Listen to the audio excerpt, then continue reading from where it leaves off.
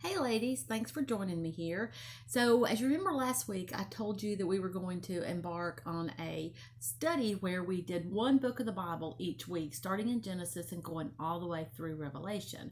But before we jumped in and did Genesis next week, I just wanted to discuss three things. The first one is why even embark on a study like this.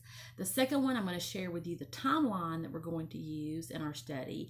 And the third one, I'm going to give you a list of questions that we're going to answer each week. So, why even embark on this study, this huge study that's going to take more than likely over a year? For personal experience, it made me appreciate God more. It made me just really stand in awe of God, just to see how the big picture fit together. All of a sudden, it wasn't a lot of random books with random messages that had one theme, and I really saw that. The second thing, it just really showed me without any doubt that the Bible was inspired. And not that I had doubts that it was inspired, but it was just like a airtight shut case that it has to be inspired once you see the big picture. And the last one, I was really able to see Jesus in the whole Bible when before I maybe sprinklings in the Old Testament of prophecies I could see, but it really showed me how all through the Old Testament you see Jesus. You really do. So that's why the why of doing this. Because next thing I want to share with you is a timeline that we're going to use. Now there's different timelines out there, but this is the one that I was first introduced to, and it's the one that we're going to stick with this study. Creation to the flood. That's our first time period.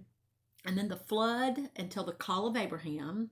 Then you have the patriarchal period, Egyptian bondage, wandering in the wilderness, conquest of Canaan, the period of Judges, the divided kingdom, united kingdom, the return, Judah alone, and then Babylonian captivity, then return to Jerusalem, or the restoration of the Jews, between the testaments, the life of Christ, and the church. So if some of those sounded foreign to you, don't panic. It's fine. As we go through it, you'll understand what we're talking about. And also, I'm going to throw out two big words. Sometimes you hear people talk about antediluvian and post-diluvian, and that's just a fancy way of saying before the flood and after the flood. So sometimes you'll hear that in academic circles, and I didn't know what that meant until I started digging into this.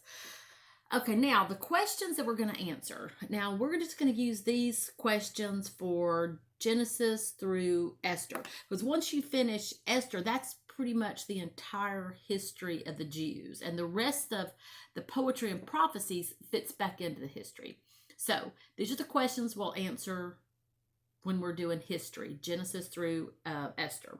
We're going to talk about who wrote it. Now, of course, we're going to approach this with the understanding that the Holy Spirit inspired the entire Bible, Old Testament and New Testament, but some man had to pick up a scroll, or not a scroll, but a feather or a pen or something to actually put the ink down on the scroll. So we're going to talk about who wrote it, the person that wrote it. Then who is it written to? That can be important. How much time was covered? So a lot of times we're turning pages, so we're thinking, wow, this story's moving on really quickly, where in reality, maybe 400, 500, 600 years passed. So we're going to look at that. We're going to look at the main idea. What's the main idea of the book? Notable characters and notable events. So when this is over, if somebody says, let's just throw one out there, Joshua. Okay, what books is Joshua found in? Notable, let's see, I said notable events. And then where on the timeline? So that timeline that I introduced, we're going to say, like, let's use the First Kings. So where in the Bible, or where on the timeline is First Kings, if you want to plug that into the timeline. And then we're going to look at Jesus prophecies. Remember how I told you that the whole Bible really is about Jesus. It points to the cross and it points back to the cross. So we're going to look at Jesus prophecies within the books. And then the last one we're going to look at is why study this particular book. So what's maybe a better way to say it is what's applicable to us today.